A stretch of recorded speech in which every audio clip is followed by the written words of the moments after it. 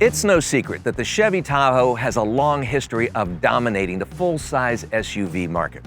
So I think it's a safe bet that the newly redesigned 2021 Tahoe will continue in that fine tradition. After all, it's bigger than ever. It has more interior space than ever. It also drives and rides better than ever. Plus, the exterior styling looks, are you ready for it? Better than ever. And if that's not enough, it now is available with a diesel engine. For 2021, you have 3 engine choices. You can choose from the 5.3-liter Ecotec 3 V8 engine generating 355 horsepower and 383 pound-feet of torque. Or you could bump it up to the 6.2 V8 for 420 horsepower, 460 pound-feet of torque. Or you can go with what we have today, which is the Duramax 3-liter inline 6-cylinder 24-valve intercooled and turbocharged diesel, generating 277 horsepower, but 460 pound-feet of torque. Smaller diesel horsepower, yes, but plenty of diesel low-end torque, you betcha. And it gets around 28 miles per gallon on the highway versus about 20 miles per gallon on the highway for the gasoline engines. Of course, that's in the 2-wheel drive version. The 4-wheel drive is going to drop it just a little bit. Now, how does the diesel engine get better fuel efficiency? It's with the leaner air-fuel mixture and compression combustion process that helps lower the fuel consumption, allowing for longer distance drivings between fill-ups. And I believe this will now get around 672 miles, give or take a few, on a full tank. Oh yeah, when it's time to fill up at the gas stations, it's easy to find the diesel pumps because they're the ones with the special nozzle and the green decal. And don't forget your DEF, that's your diesel exhaust fluid, which neutralizes harmful exhaust emissions. You'll notice a little blue cap when you fill up, and that's what the DEF goes into. Plus, Chevrolet gives you a 5-year, 100,000-mile powertrain limited warranty with the 3-liter diesel.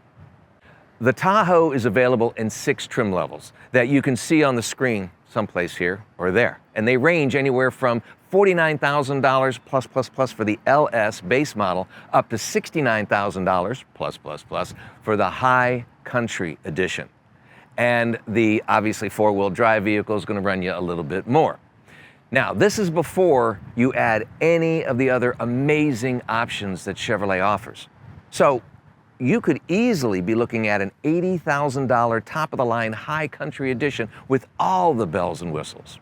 As you move up in the trim levels, you move up in engine choices, more power features, different wheel sizes, cool exterior accents, assorted side rails, advanced suspension systems, more luxurious interior appointments, including advanced technology and additional safety features. Now, a lot of our viewers over the years have requested that we do some videos on the more moderately priced vehicles that obviously more people could afford, rather than the top-of-the-line vehicle reviews we normally do. So today we're going to do just that. We're going to review the base LS trim level with the brand new turbo diesel.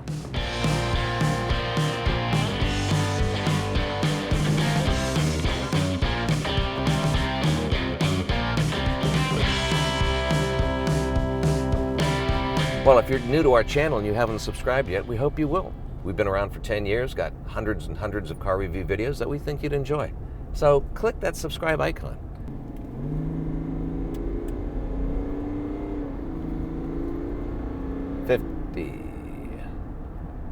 It's not bad.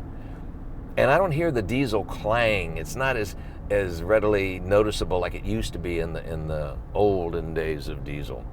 But this is very responsive, and you can't, beat the fuel efficiency for something of this size. Well, the Tahoe is based upon the truck-style body-on-chassis construction, so it has a much firmer feel as you drive down the road. It's a lot more solid and planted.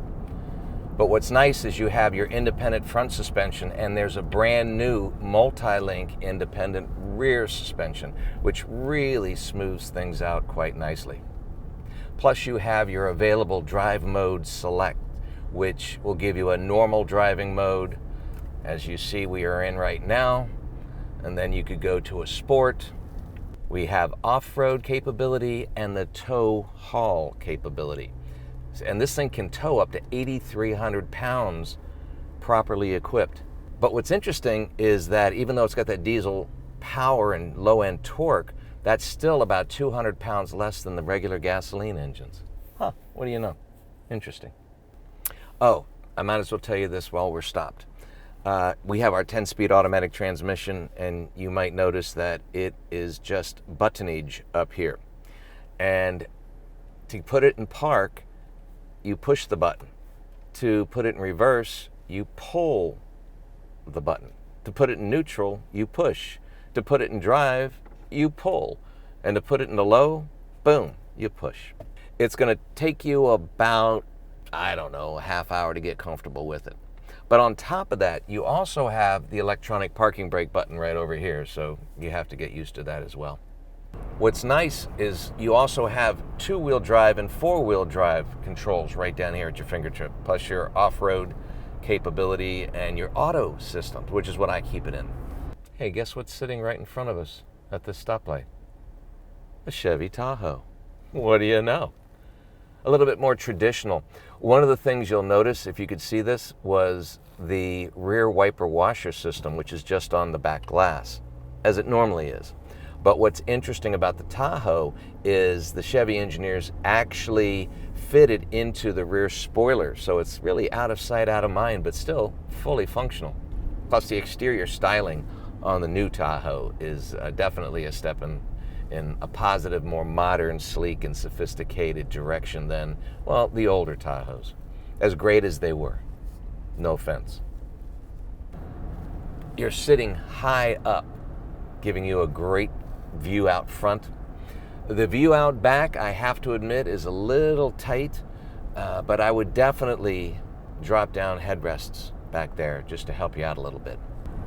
I have to admit, I'm driving a little faster than I should be, and you really don't feel it because this is such a strong machine. Now we're sitting in the black-on-black combination bucket seat right here, and it's a powered cloth seat, which is extremely comfortable, and this is heavy-duty cloth material specifically for automotive wear and tear. It's not like cloth that you wear in your shirt and slacks and things of that nature, so it's going to last for years and years and look great, which is good to know.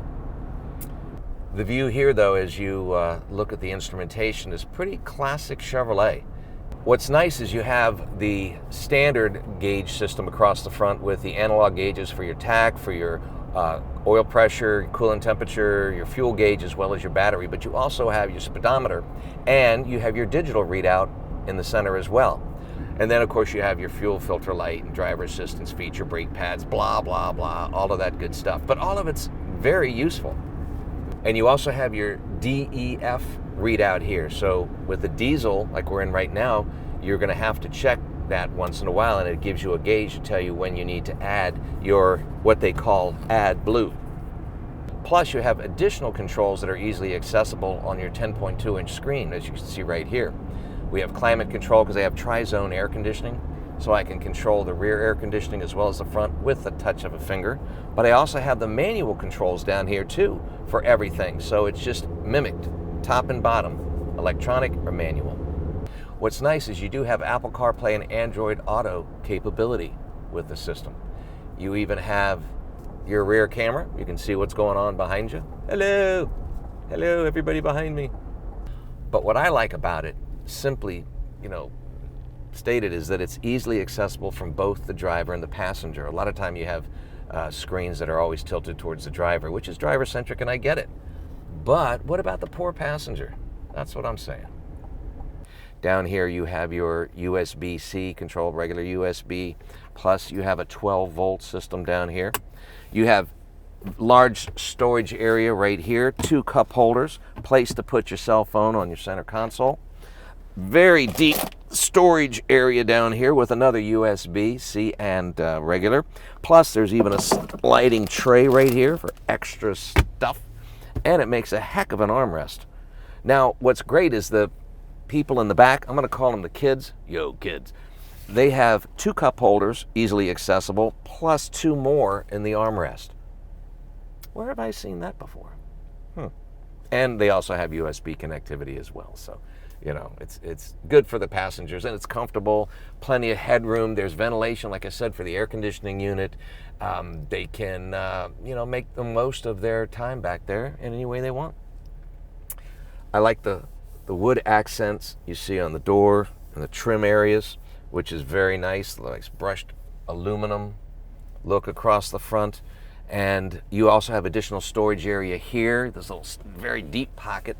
There's also a place where you can put additional things like water bottles on the bottom tray, as well as the top tray, as well as a third tray right here on the door handle. Now, as far as rear cargo space is concerned, you've got 25.5 in the way back, 72.6 behind the second row, and 122.9 behind the first row here. So that's a lot of useful cargo space. And the seats are, you know, relatively easy to get up and down. So that's a nice feature to have. Easy, especially for that third row, because you've got to climb back there. So you've got to, you know, take that middle row and just have it pop up, which works quite well. And the middle row seats also slide forward and backwards, so that gives those passengers in the third row a little extra space.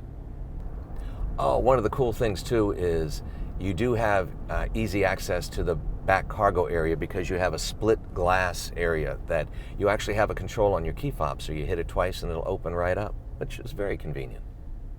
You have very large side mirrors, which come in very handy, changing lanes. You have a nice amount of safety features built in, collision avoidance warnings, pedestrian alerts, things of that nature. And the higher the trim levels you're riding in, then obviously the more technology and safety you're going to be enjoying. But we're looking at our LS edition, the base model, just for our viewers that wanted us to do a simpler vehicle. Now, of course, you don't have all the bells and whistles, but you've got plenty of features that are going to keep you comfortable for around town driving as well as on your highway driving.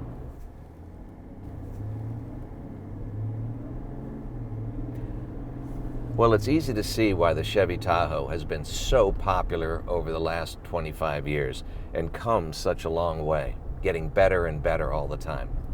If you're considering a full-size SUV capable of comfortably and, you know, confidently carrying passengers as well as cargo, then you definitely owe it yourself to check out the brand new 2021 redesigned Chevy Tahoe.